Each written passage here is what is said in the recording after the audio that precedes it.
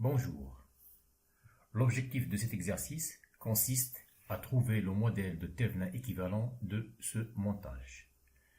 La première étape consiste tout d'abord à isoler la charge. Donc, on isole la charge.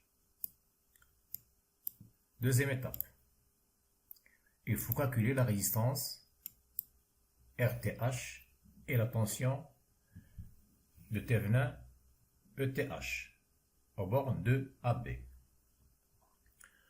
Donc la tension aux bornes de AB, c'est la tension de Thevenin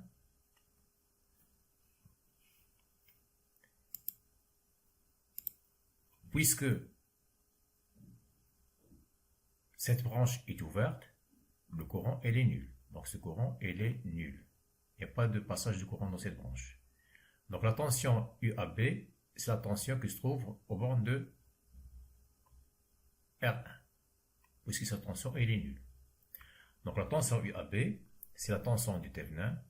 UAB, c'est la tension de Thevenin. Elle est égale à quoi? Elle est égale à E fois R1 sur R1 plus R0 en appliquant un diviseur de tension. Donc c'est E fois R1 sur R1 plus R0. Troisième étape. Donc on a dit la première étape, on isole la charge. Ça c'est la première étape. Deuxième étape, on calcule la tension de Thevenin. Troisième étape, on calcule la résistance aux bornes de AB. Donc pour calculer la résistance aux bornes de AB, il faut court-circuiter les générateurs de tension. Donc on court-circuite le générateur de tension. Donc lorsqu'on court-circuite le générateur de tension, on remarque que la résistance R0, ils deviennent en parallèle avec R1. Et la résistance aux bornes de AB, la résistance RTH, la résistance RAB, c'est la résistance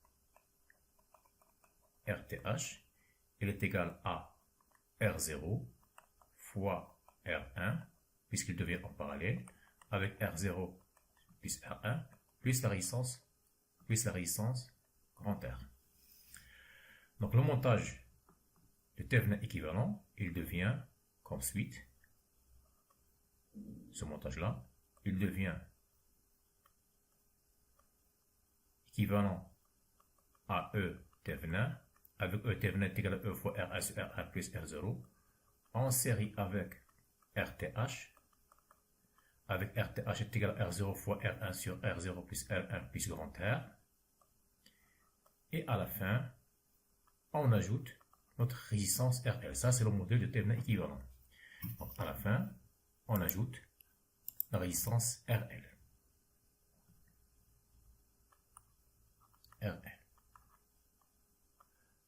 Et la tension au borne de RL, il devient égal à quoi? U au borne de RL, il devient égal à E Thevenin fois RL sur RTH plus RL. On peut procéder également par la méthode de transformation. Donc la méthode de transformation, il consiste à faire quoi? Il consiste à transformer ce générateur de tension en un générateur de courant. E en série avec R0. On va le transformer en un générateur de courant. Lorsqu'on le transforme en un générateur de courant, on aura un générateur de courant qui a pour valeur E sur R0 en parallèle avec la résistance R0 pour cette branche. Donc cette branche, il devient en parallèle avec R1.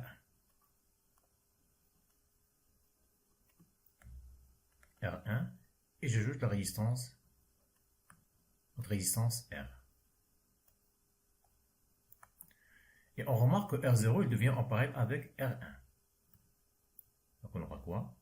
On aura notre générateur de courant E sur R0 en parallèle avec R0 fois R1 sur R0 plus R1 en série avec la résistance grand R. Ça, c'est le montage au borne de AB.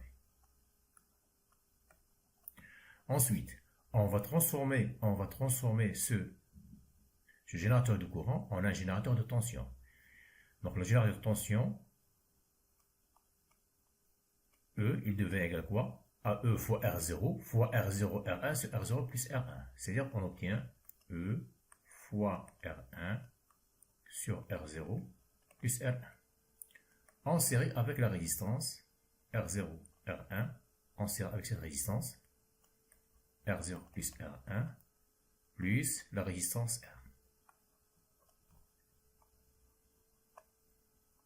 Borne de AB.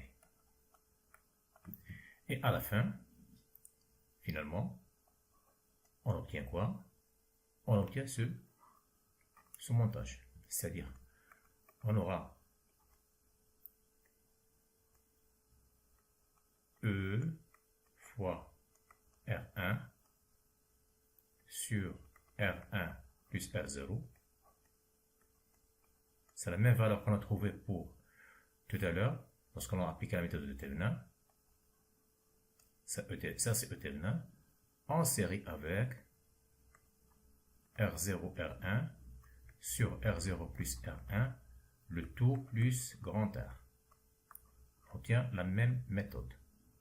La même solution avec les deux méthodes, soit la méthode de Thevenin, soit avec la méthode de transformation. Et à la fin, bien sûr, on peut ajouter notre résistance qu'on a isolée tout à l'heure, c'est-à-dire la résistance RL.